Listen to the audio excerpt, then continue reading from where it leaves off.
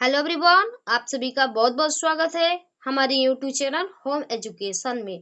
तो dear student, आज का ये वीडियो जो है बहुत खास होने वाला है, क्योंकि आज से हम शुरू करेंगे क्लास 8 का जो है इतिहास है, यानी अतीत से वर्तमान। यह है जो है एक से लेकर जो है पूरा चैप्टर बताएंगे।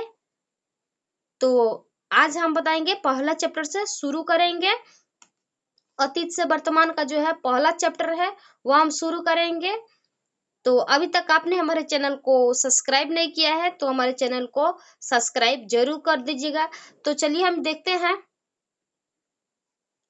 तो देखिए, यही चैप्टर है, पहला अध्याय है कब, कहाँ और कैसे। यही चैप्टर जो है हम लोग पढ़ेंगे। तो देखिए कैसे पढ़ेंगे, इसके बारे में जो है जो प्रश्न है, इसका जो प्रश्न है वो भी हम इस वीडियो में हल करा देंगे। तो वीडियो को एंड तक जरूर देखिएगा। तो वीडियो को थोड़ा सा भी स्किप मत कीजिएगा, वीडियो को पूरा देखिएगा। तो देखिए पढ़ते हैं। पिछले कक्षाओं में हमने यह जाना है कि अध्ययन की सुविधा के लिए इतिहास को प्राचीन, मध्य एवं आधुनिक 3 कालखंडों में बांटा गया है। कहने का मतलब है इतिहास को 3 खंडों में बांटा गया है। प्राचीन, प्राचीन काल, मध्यकाल और आधुनिक काल। ठीक है, 3 खंडों में बांटा गया है। कक्षा 6 में आपने प्राचीन एवं कक्षा 7 में मध्यकाल में हुए मुख्य परिवर्तन एवं विशेषताओं के बारे में जाना है। कक्षा 6 में आपने पढ़ा है प्राचीन एवं प्राचीन काल के बारे में, और कक्षा 7 में जो है मध्यकाल में। ठीक है, और उसके बाद से जो है अगले में यह पढ़ने को मिलेगा आधुनिक काल में। ठीक है, क्लास 8 में। अब कक्षा 8 में हम मुख्य रूप से आधुनिक काल, यानी कहने का मतलब देख लीजिए, आप लोग पढ़े होंगे कक्षा 6 में प्राचीन काल के बारे में, और सात क्लास में पढ़े होंगे मध्यकाल के बारे में, और 8 क्लास या इस बुक में आप लोग पढ़ेंगे आधुनिक काल के बारे में। आधुनिक काल के बारे में पढ़ने को मिलेगा। तो देखते हैं।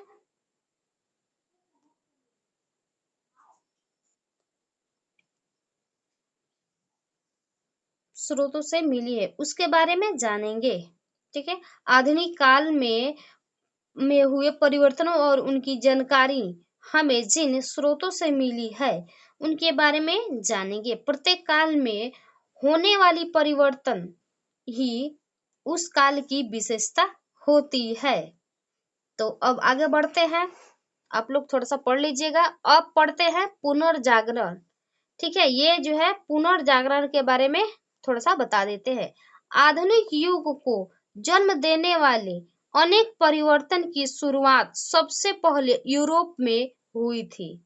आधुनिक काल की जो है,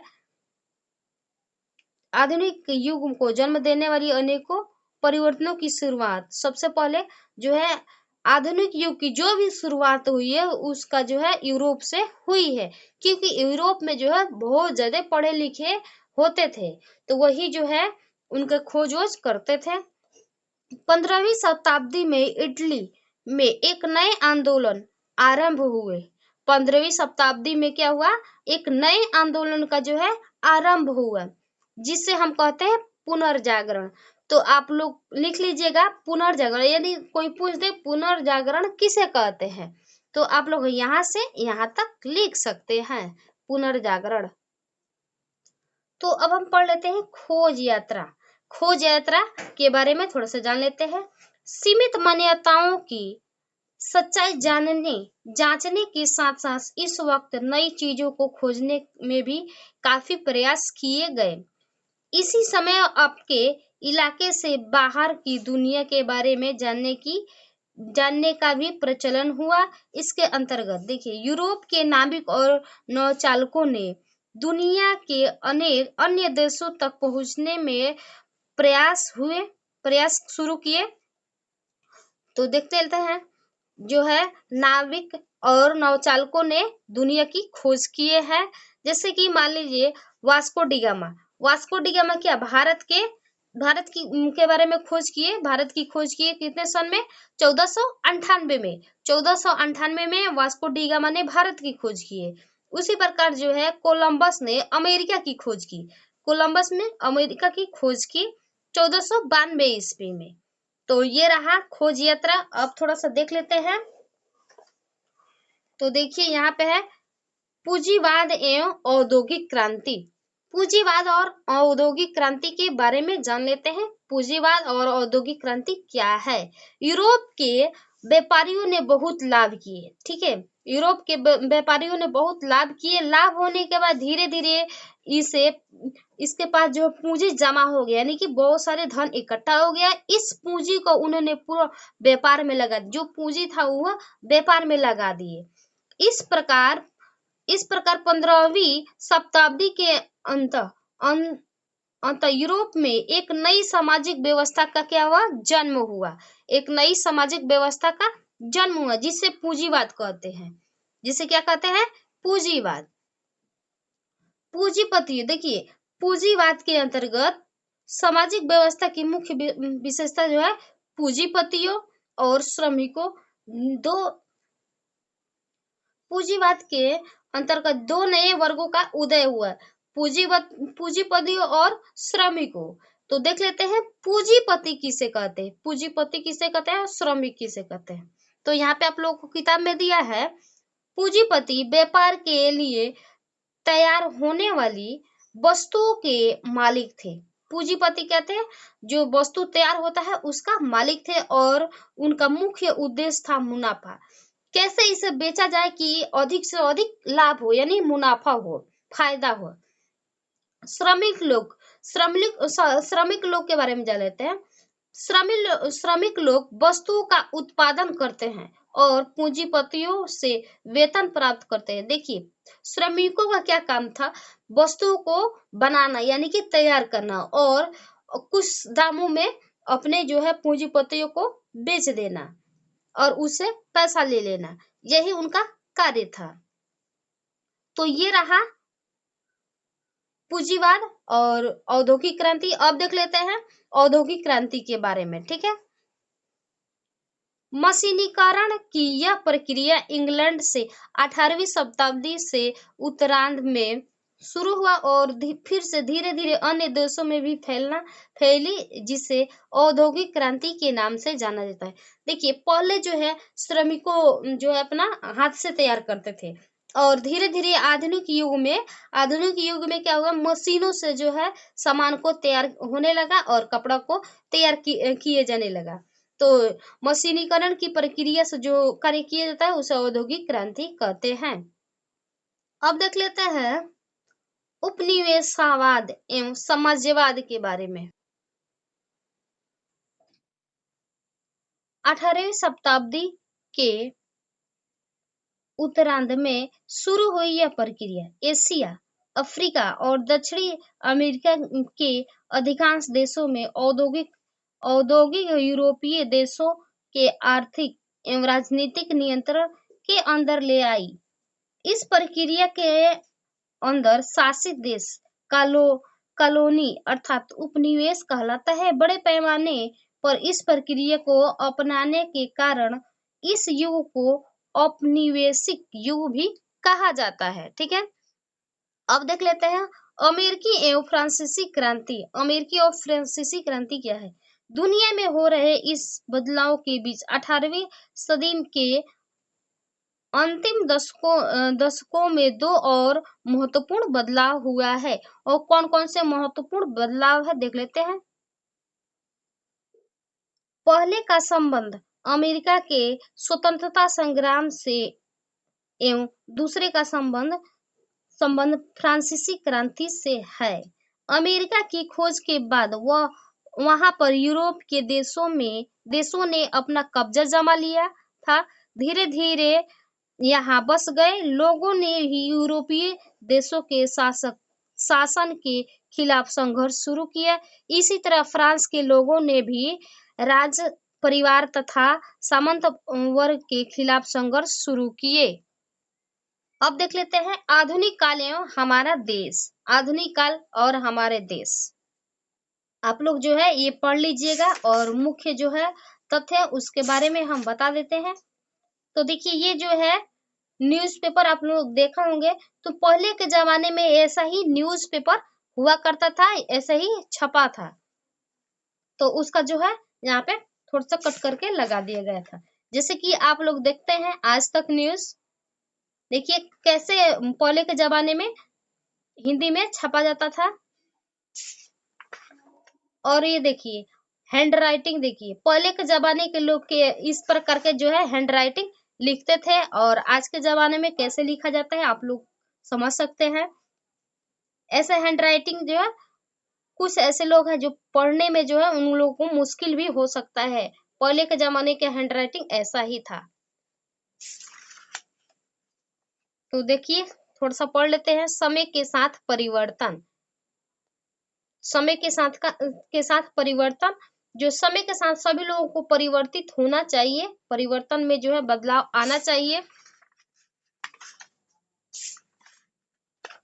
तो आप लोग ये जो है नक्शा है देख लीजिएगा। बिहार का ये जो है नक्शा है, आप लोग देख लीजिएगा। प्रमंडल एवं जिले, इसमें जो है जो भी जिले का नाम है, 38 जिला है, उसका जो है यहाँ पे नाम दिया है। आप लोग देख लीजिएगा, पढ़ लीजिएगा। देखिए यहाँ पे जो है आप लोग गोपालगंज से है, तो यहाँ पर देखिए गोपालगंज लिखा है। गोपालगंज, सिवान, सारण जो है जिला लिखा है, और प्रमंडल, दो चीजों के इसमें नाम है, प्रमंडल एवं जिले दोनों का नाम है। और देख लेते हैं यहाँ पे कुछ और यहाँ पे नक्शा बना हुआ है। और देखिए ये जो है भारत का नक्शा है। ये क्या है? भारत का नक्शा है। राजनीतिक मानचित्र, यानी कि मानचित्र का मतलब होगा नक्शा। भारत का ये नक्शा है। देखिए यहाँ पे पाकिस्तान लिखा है, अफगानिस्तान लिखा है, चीन, नेपाल, सिक्किम। ठीक है, अब हम चलते हैं अभ्यास की तरफ। ठीक है, थोड़ा सा देख लेते हैं, इसके बारे में जान लेते हैं, ताकि ये जो है बहुत ही इम्पोर्टेंट है आप लोगों को लिए। अभ्यास, आइए फिर से याद रखें, याद करें। ठीक है, रिक्त स्थानों की पूर्ति करें। पहला में पूछ रहा है रिक्त स्थानों की पूर्ति करें। क में है पूंजीपतियों का मुख्य उद्देश्य था अधिक से अधिक, अधिक से अधिक क्या करना था? मुनाफा कमाना। यहाँ पे लिखेंगे मुनाफा। तो हमने बताया था जब पूंजीपति क्या है, पूंजीपति जो है अधिक से अधिक अपने सामानों को फायदे में बेचते हैं, मुनाफा कमाना चाहते हैं।